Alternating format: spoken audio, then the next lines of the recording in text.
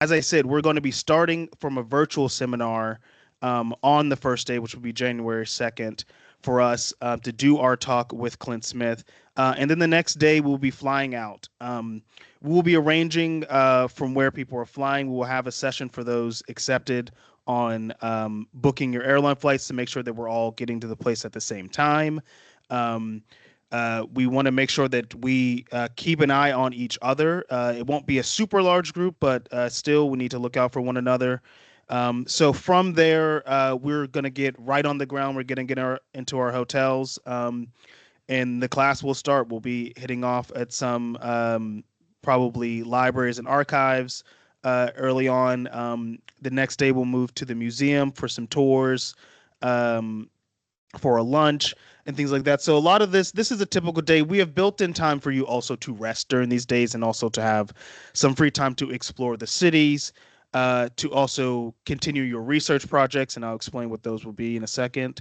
Um, and just to take it in. We really want you to kind of I don't want you to move through these spaces too fast. We're going to be in historic American cities that have more than we could ever get through in the time that we're going to be there. So I really want you to take it in. I want you to think of yourself as, if you had to present this in any of your own creative ways, if you had to present this to someone who may never go to these places or doesn't know anything about them, how would you tell the story of where you went? How would you tell the story of the people you interface with, the art you saw, the archives and histories you dealt with?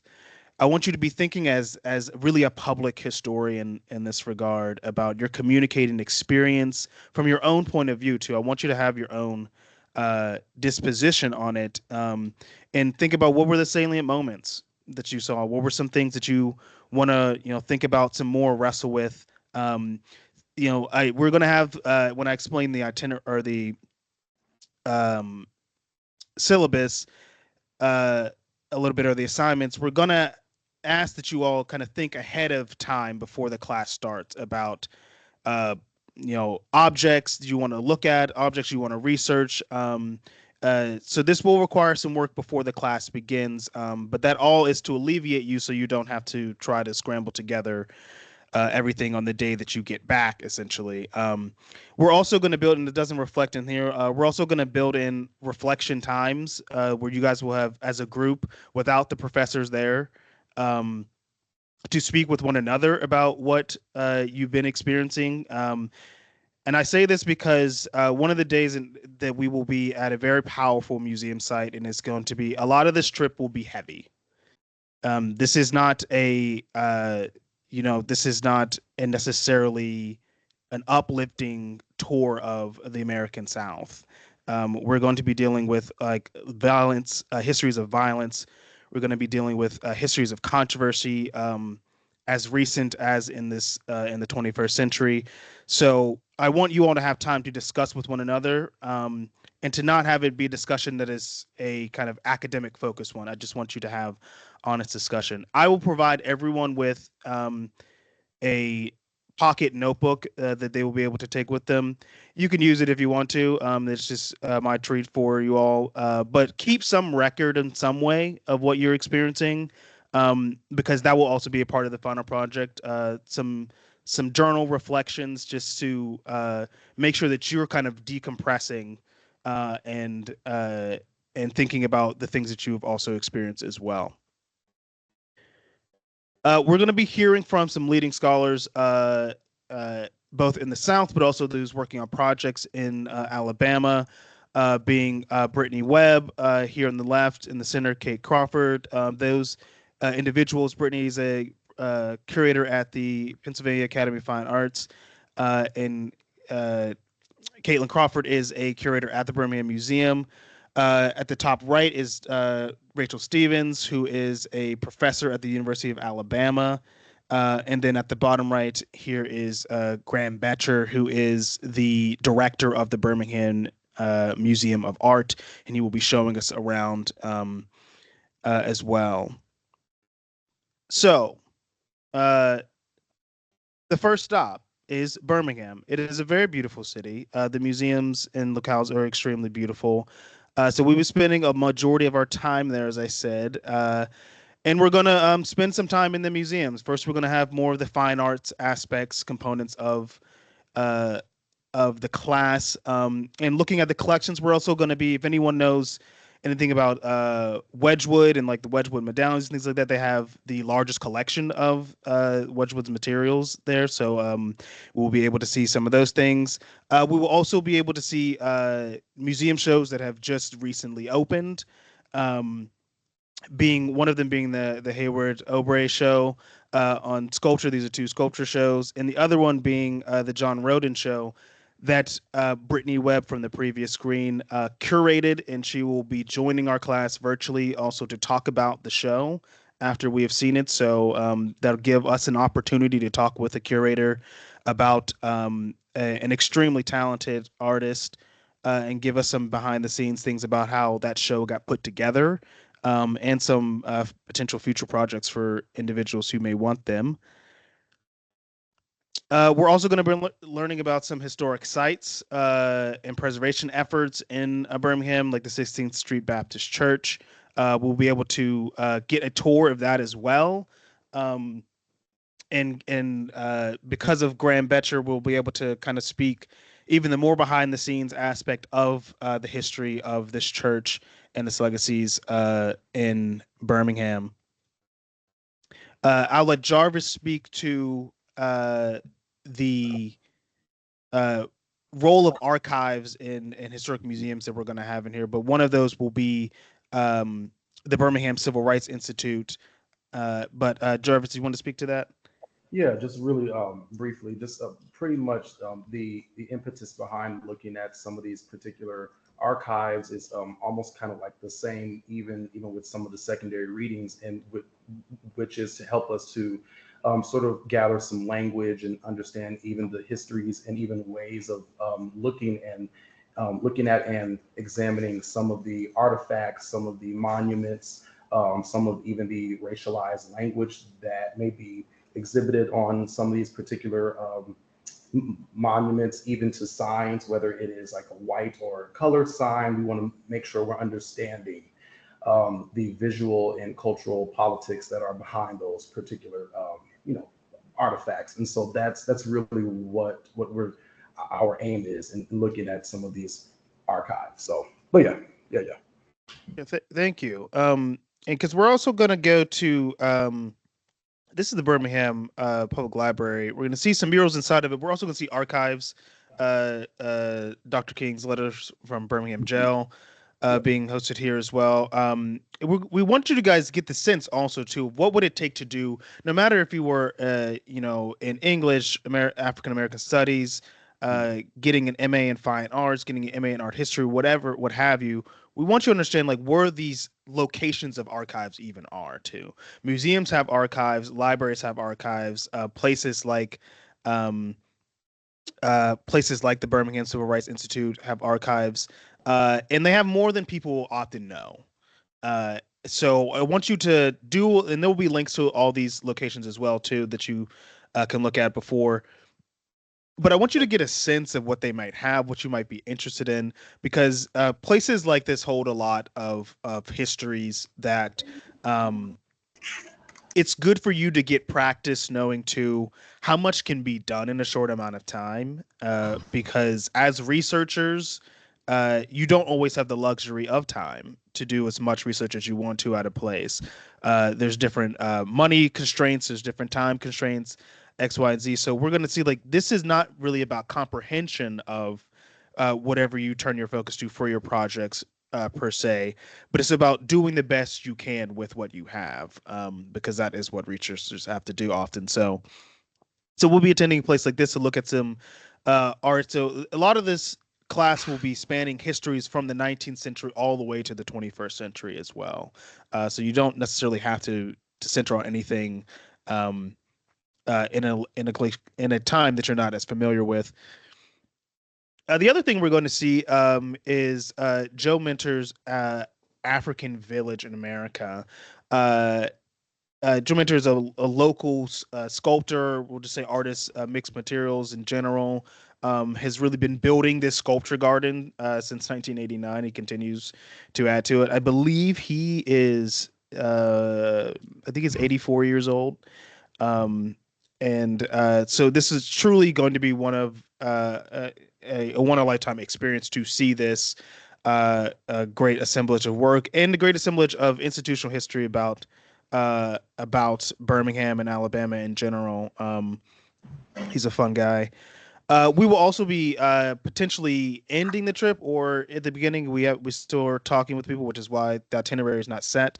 To visit the home of Corneta and Norm Davis, who are private art collectors in Birmingham. Their son actually either attends right now or did attend the University of Arkansas. They are great friends of the university and the department. So we'll be having kind of just a they're open their homes to us for a authentic traditional Southern supper. So you all will get that. We'll be speaking about what we've been talking about in class, what we've been experiencing. We'll be looking at the beautiful art in their home, and just this will be a unique time to get just a little background information about Birmingham from people who lived there most of their lives, who are richly steeped in the art community of Alabama and the South. So this will be a great time to get to learn a lot from them.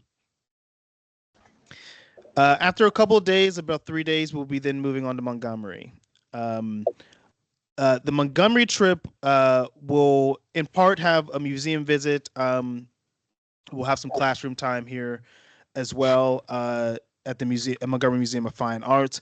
But the majority of our time here will be spent at a recently, finally finished and open sculpture park museum, and we'll just say it's kind of a memorial grounds, being the Equal Justice Initiative 6-acre National Memorial Park and Justice for Peace and Justice, which is a part of the Legacy Museum and the Freedom Monument Sculpture Park. This will be this is just a warning for this. This will be the probably one of the heaviest parts of the class.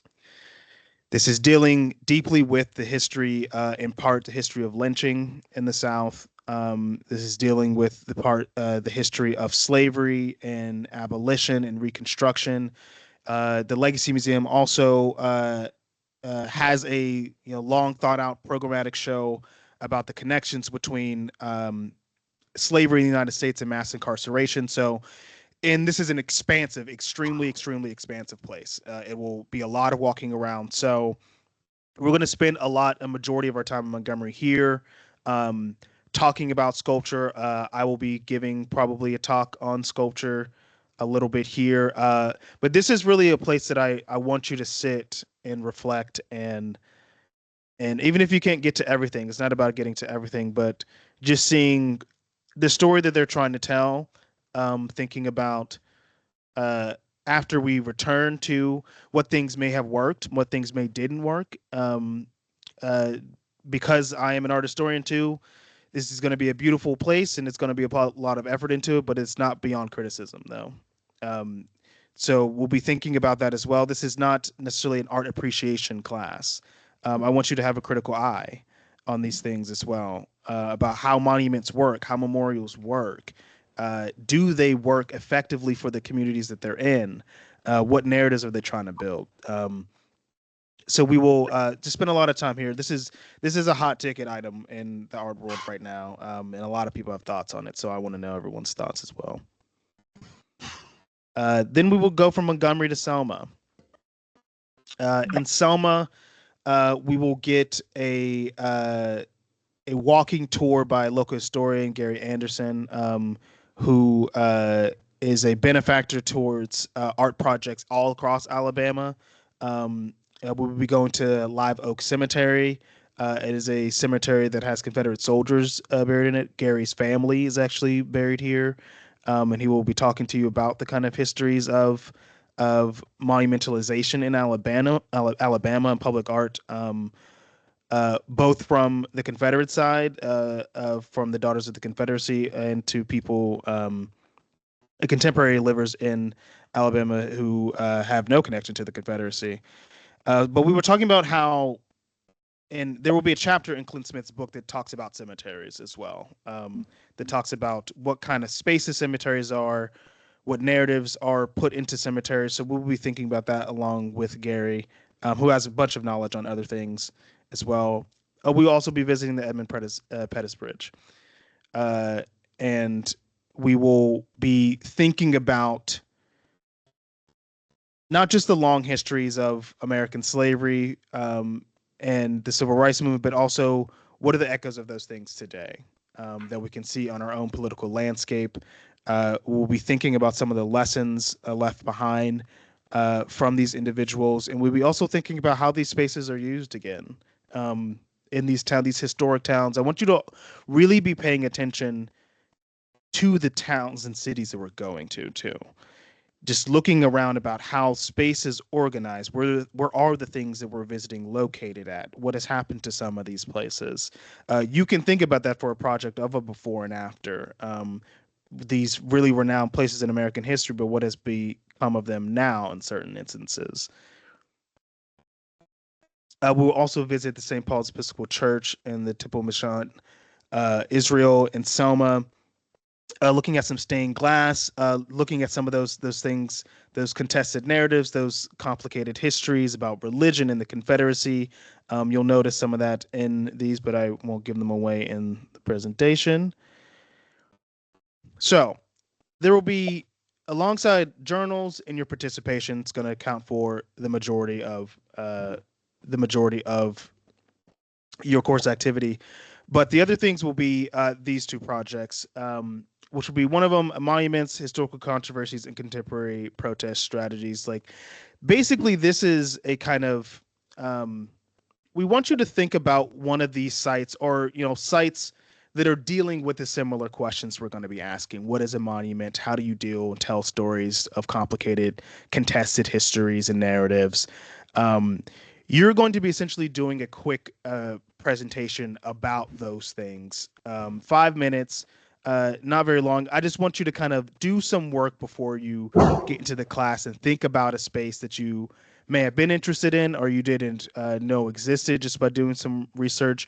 We're going to have some more example and topics, but you can talk about the Bentonville Confederate Monument. You can talk about Robert Lee monuments all over the country, whether it be the former one in Charlottesville, the ones in Richmond, even across the Atlantic, the Edward Colston statue that was torn down in 2020. These are just some of the examples of them. But for this, we want you to just dip your feet into, have you thought about a controversial monument, or have you thought about, that doesn't have to be controversial either, some historic monument or memorial, and just give it a little bit of research into it to present to the class and give them an understanding. And then we're going to have you revisit that after the class is done and just think about any tweaks or changes you might have. This is all going essentially into like one giant portfolio for you all, that we may be doing something after the class has ended, outside of it, if you all, for those who want to, some kind of digital humanities project with it. But so that's that course. The big thing is going to be the anthology. And you can read the specifics of it here, but essentially we're trying to just get like a critical examination of your time. So that's why I say you're keeping a record of things. So I'll just read this. For your final project, you will take this role of an editor, creating your own mini anthology, focus on a theme, concept, or question of your choosing related to one of the sites, museums, monuments, art practices, neighborhoods, special exhibitions, et cetera, that we viewed on the trip.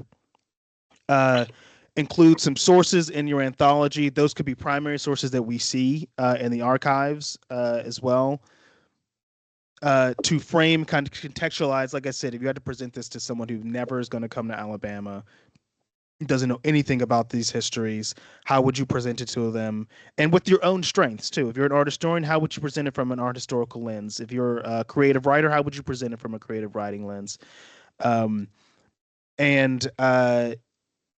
are just like the formatting things: title page, table of contents. You're going to have an essay or a paragraph about yourself too. Just like framing who you are, what are you bringing to this type of anthology, what kind of perspective you want the reader to know. you want to have just like an essay about it, but it's more so going to be that can come in a lot of forms, and we can all individually talk about what forms you're thinking of, as long as it is the equivalent of 4 to 5 pages. Um, so yeah, we're going to be talking just. This is basically just giving a rundown. I would want to add to this probably just like some snippets of the journals you took, not all of them per se, but if you want to just take some excerpts from some of the things, just to have that also personal touch, we'll probably ask for that to be there as well. Um, that is the quick run through of it all. I want to make sure we leave a lot of time for questions because that was fast. This is a QR code that has links to a lot of the sites that I already just mentioned. So feel free to snap that quick. It also have links to those documents you just saw, the last year's, or I guess it would be 3 years ago when the class starts, the itinerary from 2022. It will also have the syllabus that was used during that time as well. We won't be using the exact syllabus, but just to give you a sense of where you're getting yourself into. So yeah, there will be a lot of resources on this QR code, so make sure you get a chance to look at that. But we'll spend the rest of the time just answering any questions anybody has. You all were able to access the barcode. And okay, all right, just want to make sure. Okay.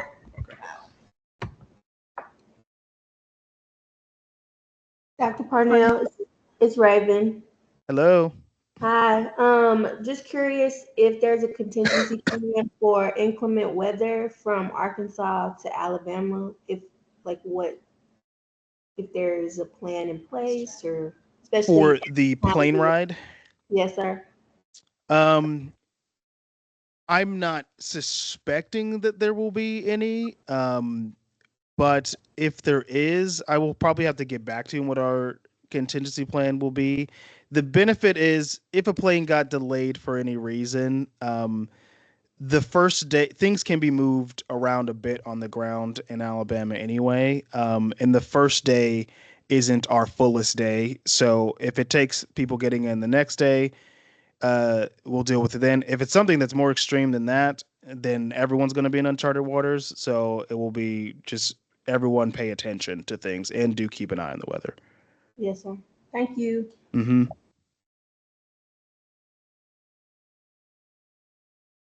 Dr. Parnell, can I share a which? Oh, actually, let me.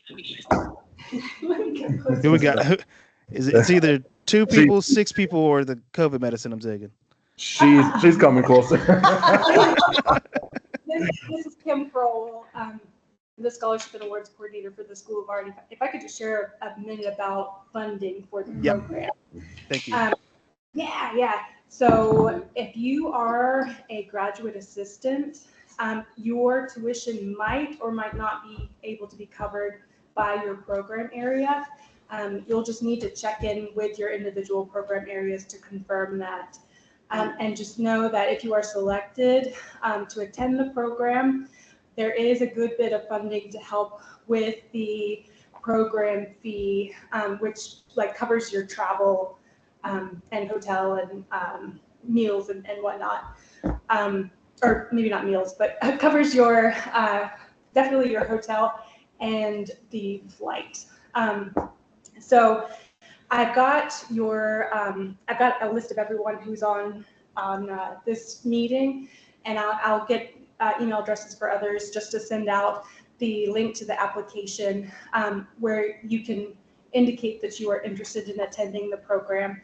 And really on that application, you really want to pay attention and spend a good bit of time on the essay about why you are interested in attending this program. That's really going to help be able to decide who is able to attend.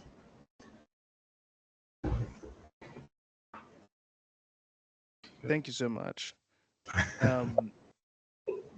Yeah, I would say we really encourage you just to apply, even if you're maybe on the fence about it, maybe you're not sure about so many things, just so you have it. I mean, you can always say that you change your mind later for it. But the Department of Art has already funded project or this trip before. We're going to make sure that we're getting everybody in the right situation to be able to go if they are accepted. So we will work with you in various ways. So just make sure you do get the application in as fast as possible. Anything else? The 28th. It's due. So the application is due the 28th, correct? Yeah, yes, sir.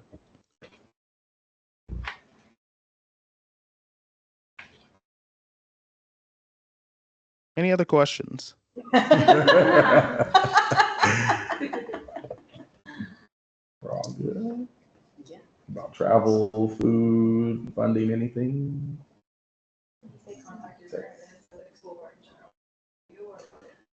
Your program area head. Yeah. Okay. Yeah. Sounds good. We'll have a thing, and I talked to Dr. Young about this in a second when we're finished here. But the course numbers and things won't really matter because we're going to be splitting them up between things. So if the art history students will just use the art history code, but the other ones you'll have one. We'll get one for English in the other program area. So don't worry about that as much. And for Dr. Young, we can split them between however we want to, just so the numbers work out. But you shouldn't have to worry about that. But we'll have those course numbers very soon. Definitely by the time that you're the acceptance for them. All right. And you should know about the acceptance by November the 4th. November 4th, yes. Yep. So soon. Very soon, yes. All this happening very soon. And then you'll have the syllabus probably right after that. Yeah, If this not is just coming with the acceptance letter. what could be. But yeah. All right. All right, please get into contact with any of us, Dr. Young or myself, about questions about the class. Don't be afraid to ask any more questions if you come up with some in the future. Please take food. I don't know exactly how much food is there, but take the food. Someone wants it. Someone in your life wants it. But if that's all, thank you all so much for coming. I'm looking forward to going on this trip with all of you. We're going to have a grand time. Yeah. And thank you, Dr. Parnell. Thank you so much. Thank you. Thank you, Dr. Young. All righty. Okay. All righty. Okay. Great. All right. Y'all take care of yourself. All righty.